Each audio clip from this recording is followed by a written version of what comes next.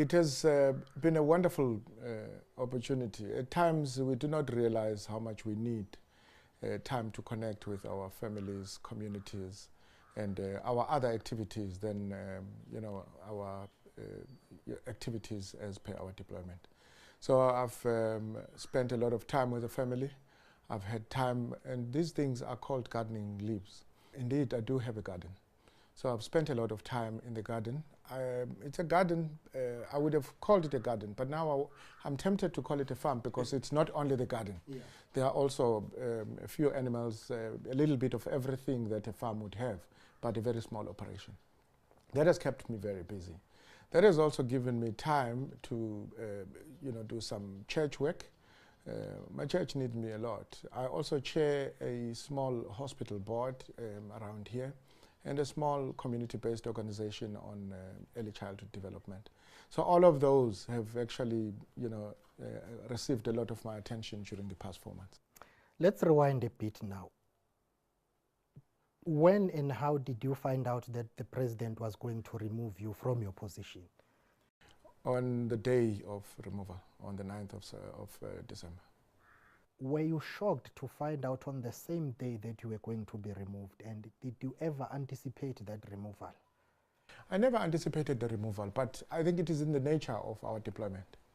I used to say to people that our deployment, people always say we are, ministers are deployed for 5 years. I used to say jokingly that ministers are not deployed for 5 years, are deployed for 24 hours.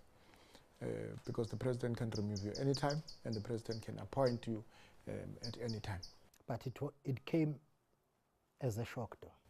Well, look, not entirely as a shock, because, as I'm saying, you need to expect this from time to time. But, of course, I did not expect it.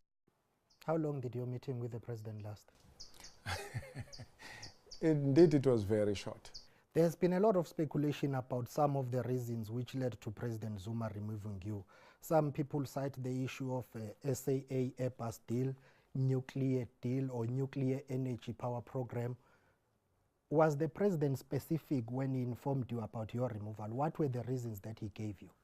Well, the reason advanced by the president was in relation to the new deployment, and that is the statement, the public statement that the president made, and I have no reason to speculate on any other reason other than what the president said. When are you starting that job? Well, it would be unfair to expect of him to follow that through, because ultimately it is now the BRICS Bank. The bank is an entity on its own. The country, in my view, only nominates, and then there are processes within the bank that are unfolding. Unfortunately, I haven't heard from the bank to this point.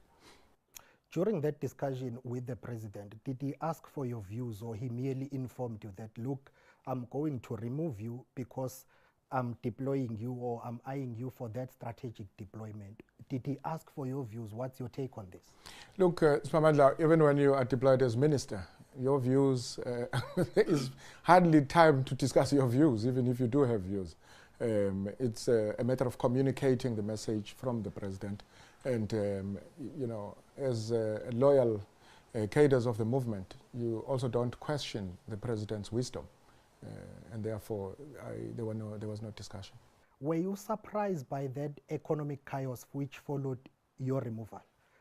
Well, of course I was, but I then took it that, look, we are in a global economic village, and whatever happens in our country, will have an impact in the markets.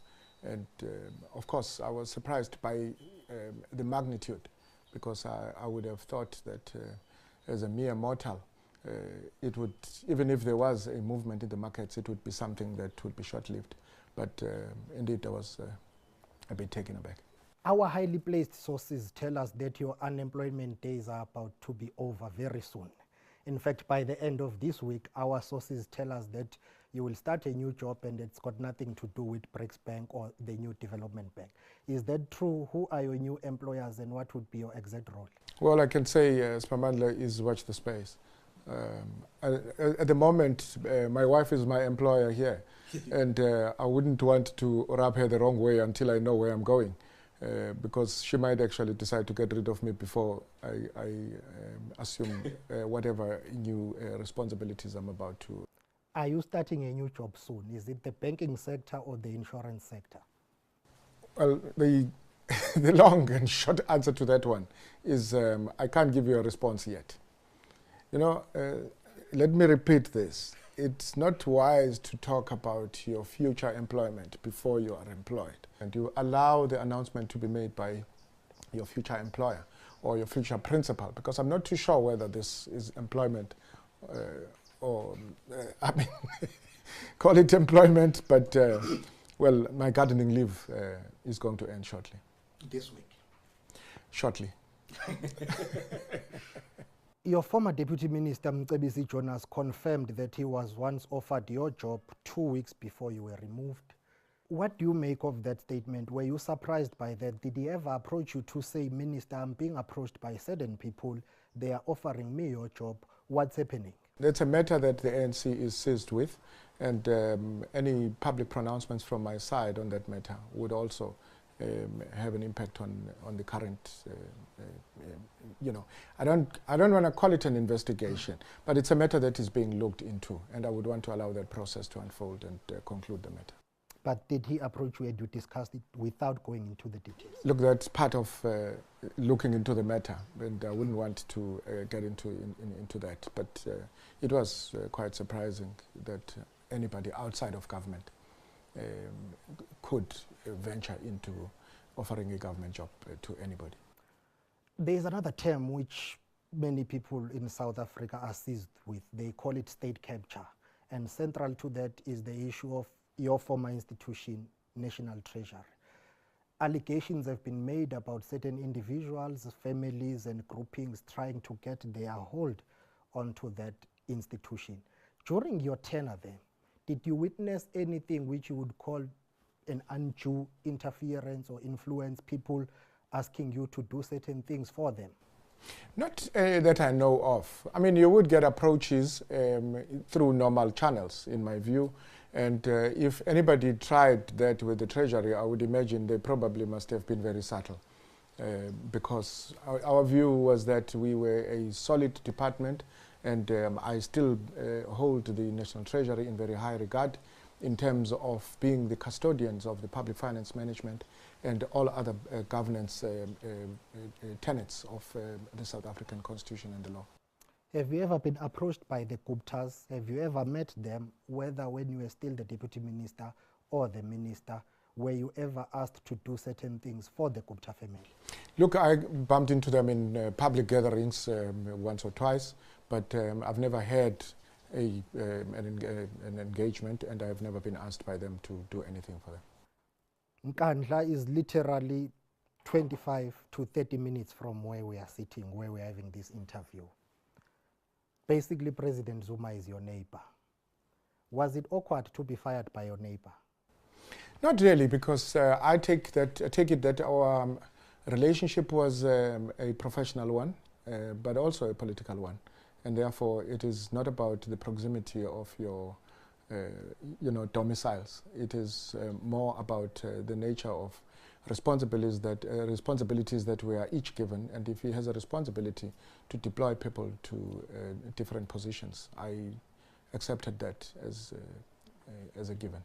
How is that relationship now? Well, it remains professional, and I respect that. And I'm actually, if I were to say this also, I'm truly grateful to the President and the African National Congress for having given me an opportunity to serve the South African community.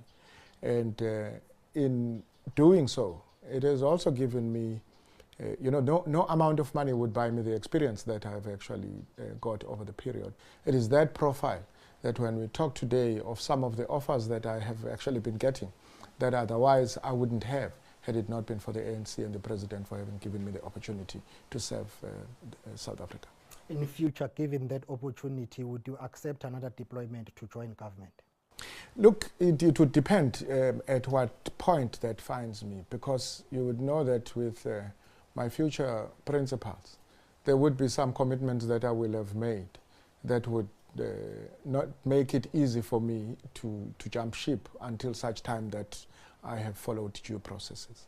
You have spoken about the revenue collection, which involves obviously SARS, and currently there are tensions between Minister Gordhan and Commissioner Moyane.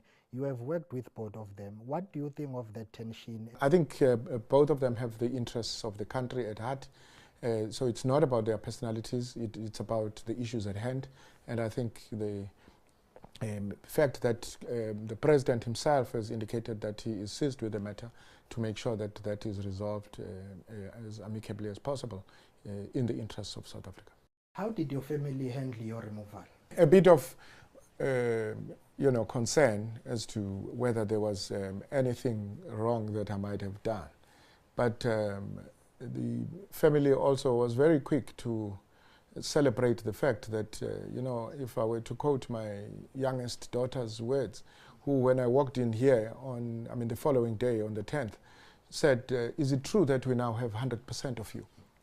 Because otherwise then they only had less than 10% of me.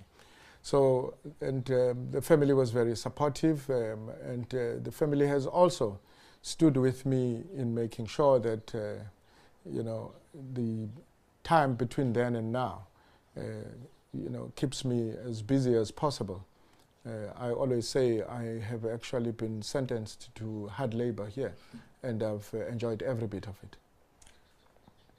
Despite what has happened, many people say, look, the country's economy is going through a very difficult and challenging period. Others claim that you were a good finance minister, you were allegedly removed for your hard work. There are those who say, actually, the economy was performing dismally under you. The rand was weakening, everything was a mess. 2 downgrades, if I'm not mistaken. They say, actually, you were a terrible finance minister. Well, that's for the facts to judge me, because the negative aspects that I've referred to also that still pertain with the world itself, the global economy going through what it is going. I accept the fact that perhaps it wasn't the best of times that I served in. I remember at one point when Minister Gordhan was appointed, Minister Manuel joked that some people, excuse me, know when to leave their jobs and some people don't know when to take up their jobs. And I think we also had a similar situation when I took over from Minister Gordhan. But we did the best we could during my tenure, and I still think the team is doing exceedingly well under Minister Gordhan's redeployment into that department. When you were removed, some people took to the streets and they said President Zuma must fall. What is your view on that aspect of it? And also, are you able to comment on the latest Concord judgment on the security upgrades at Nhlanhla? Look, a lot of people have actually taken advantage of my removal, and I would also, I don't think I'd be making a mistake when I say some of them have actually abused that my removal in order to serve their own ulterior motives.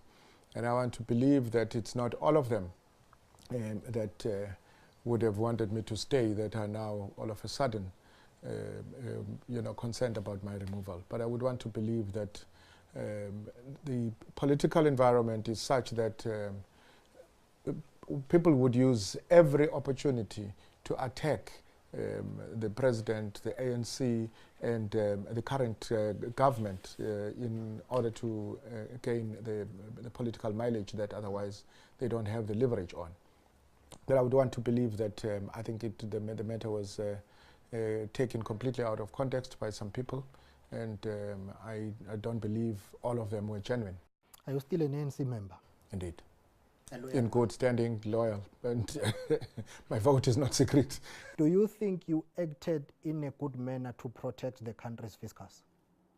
I did everything possible to protect the country's fiscus with the available means and tools at our disposal.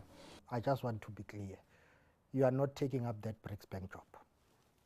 The BRICS Bank job has not come up.